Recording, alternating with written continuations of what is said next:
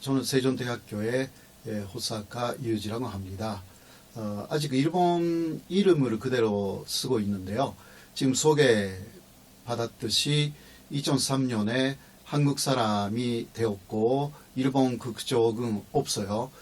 그러니까 현재 한국 사람이고 현재 코로나 때문에 일본에 갈 수도 없이 계속 한국에 거주하고 있고 여기서 활동하고 있습니다. 반갑습니다. 네. 책 이야기에 앞서 요즘 문제가 여러 가지. 네, 네. 진실이 뭔지는 나중에 밝혀지겠습니다만, 정의기억연대의 회계 부정 문제를 비롯한 여러 가지 문제들에서 온 나라가 떠들썩합니다. 네. 또 지금은 이제 국회의원이죠. 윤미향 국회의원에 관련된 문제들도 있고, 이 문제를 보면 한일 관계 전문가로서 좀 여러 가지 생각이 많으실 것 같아요. 예, 상당히 안타깝죠. 예, 교수님이 보시기에 이 문제의 논란의 핵심 뭐라고 생각하십니까? 뭐 핵심은 상당히 단순한 데 있다고 저는 좀 생각했습니다. 네.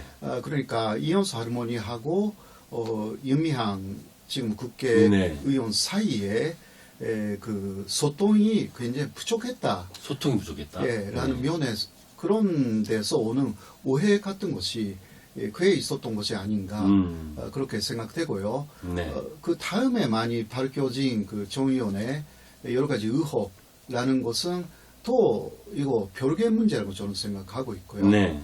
근데 이것으로 말미암아서 오히려 일본이 상당히 기뻐하고 있다라는 것이 그러니까요. 굉장히 그 안타까운 부분이죠. 네.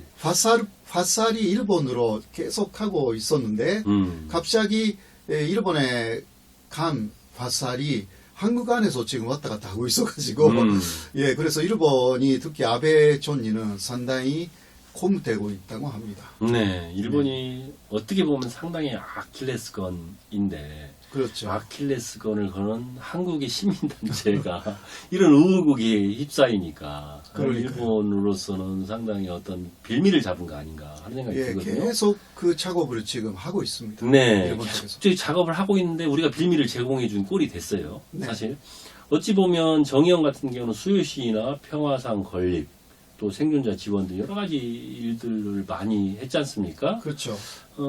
이런 사태가 이제 발생하면서 우리 국민들도 위안부에 대한 진실을 알고자 하는 마음에서 멀어지지 않을까 하는 안타까운 마음도 있습니다. 예. 네, 교수님 어떻습니까? 그래서 그 역사적인 그 일본 그 위안부 문제하고 일본의 사태를 완전히 급여를 해서 네. 그 생각해야 되고요.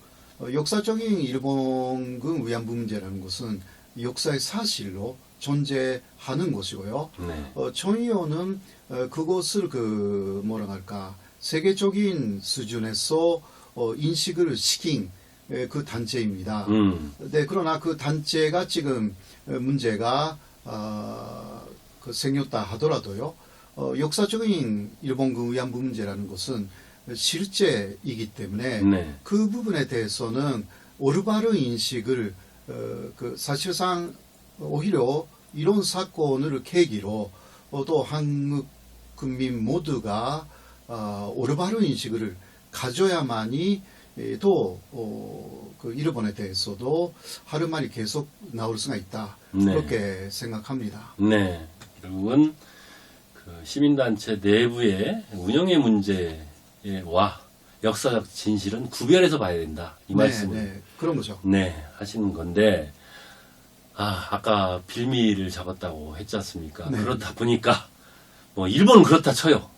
그런데, 우리 국내 극우 세력들이 또 준동하기 시작을 했어요. 예. 네. 일본군 위안부는 정말 피해자가 맞나? 위안부는 자발적으로, 자유로운 직업 있고, 스스로, 그 위안부로 갔다. 이런 주장들을 하고 있는데, 이번 작가님이 쓰신 신친일파를 보면 이 같은 논리는 우리 국내에서 주장하고 있습니다만 일본 우익의 전형적인 논리 아닌가요? 예, 그렇습니다. 그러니까 코노 담화라는 것이 코노담화? 1993년에 일본에서 나왔고 그것이 위안부를 강제 연행했다 라는 것을 상당 부분 인정했습니다. 네. 그런데 일본의 극우파들은 그 고노 담화를 부정하려고 그때부터 노력을 하기 시작했죠. 네. 예, 연장선상에서 한국 쪽에도 그러한 논리가 쭉 건너왔다고 할 수가 있습니다. 그래서 일본 극우파가 위안부라든가 또 강제징용 문제에 대해서 말하고 있는 내용하고 거의 비슷한 내용을 한국의 우파도 말하고 있습니다. 네. 이게 또 상당히 안타까운 현상이라고 할 수가 있습니다. 관계 어떻게 전개될 거라고 보십니까? 그 관건은 아베 정권이 끝나르지 혹은 연장되르지. 네. 그게 그 중심이라고 저는 보고 있습니다.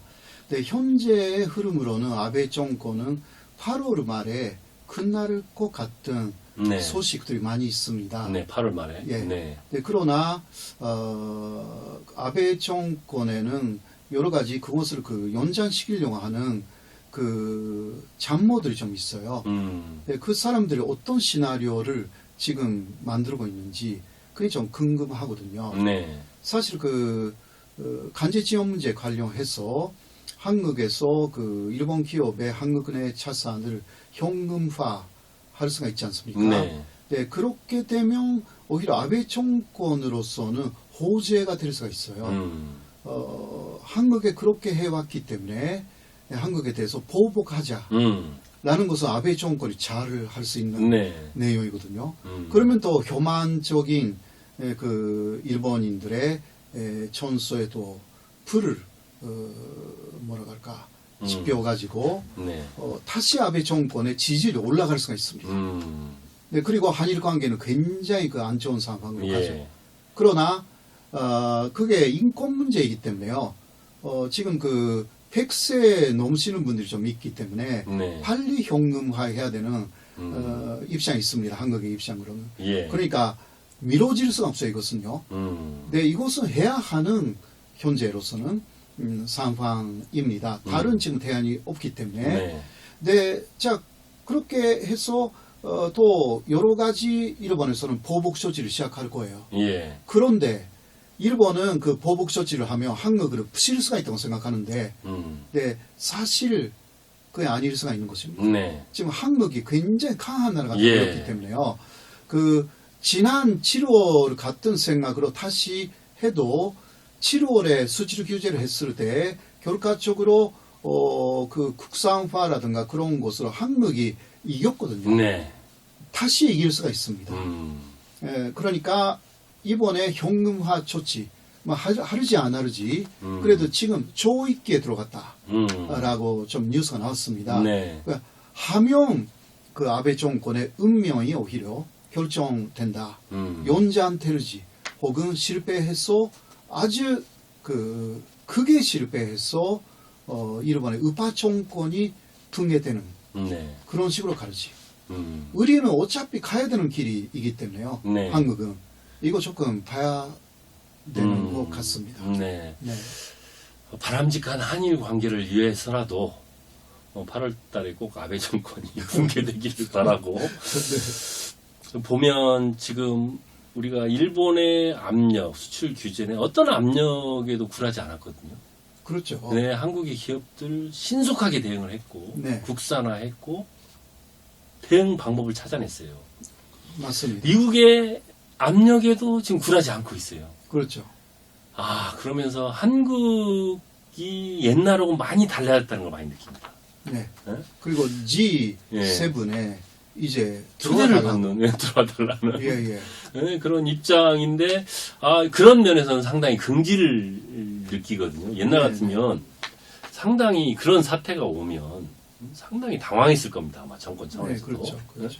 근데 그렇게 많이 우리 국민들의 내적인 힘이 커졌다 하는 생각이 들지만, 우리가 지금 역사를 보면 주변 국가가 잘 지내야 하잖아요. 특히 한일 관계는 대단히 중요하다고 생각하는데, 오랫동안 한일 관계를 연구해 오셨고, 또 일본 국민으로 사셨고, 또 한국 국민으로도 살고 계시는 입장에서 바람직한 한일 관계 어떻게 열어 나가야 되겠습니까?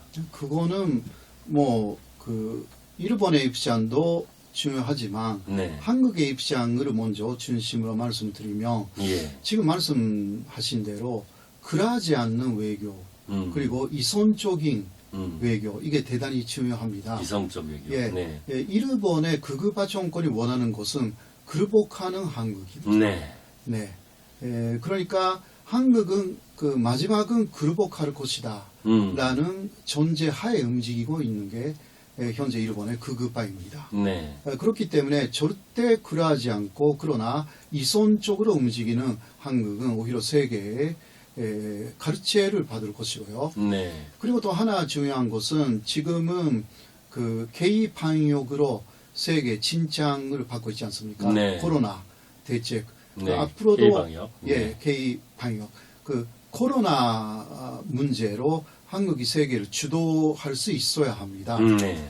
다음은 치료제하고 백신 개발이죠. 네. 이곳에 성공한다면 사실 그 한국은 반도 국가이지만 세계를 지도할 수가 있는 제2의 로마 같이 될 수가 있는 것입니다. 네. 로마도 반도 국가였지 네, 않습니까? 맞습니다. 네, 그거는 세계적인 힘이 있어야 한다. 어떤 그 기회가 한국에 지금 와 기회가 온 있습니다. 것 같아요. 네. 예, 군사력이나 기타 현재까지의 힘으로는 한국은 완전히 가장 위로 가기가 상당히 어려웠잖아요. 네. 그러나 이번에 코로나가 오히려 기회를 줬습니다. 이것을 잘 잡아야 되고 그래야 일본도 따라올 수밖에 없게 되고 일본은 힘이 강한 자에게 약합니다. 네. 이게 일본의 특징입니다. 예, 항상 굴복해 왔죠. 네. 힘이 강한 자한테는. 네. 네. 바로 그런 식으로 일본을 봐야 하기 때문에 이쪽에서 굴복해 나가는 외교는 항상 그 한국의 지위를 계속 그 낮게 그리고 안 좁게 네. 그 옛날에 뭐라 할까 일본의 그 속국이었던 그 시절을 다시 재현할 수밖에 없습니다. 네. 한국 사람의 존재성을 완전히 훼손시키는 일밖에 없기 때문에 그렇게 되지 않도록 역시 현재까지 했던 것처럼 이선적으로 그리고 아주 강한 그 그러지 않는 외교 그렇게 하면 상대가 굴복하게 될 것이고 일본 내가 분열되고 아베 전리를 끌어내릴 것입니다. 알겠습니다. 네.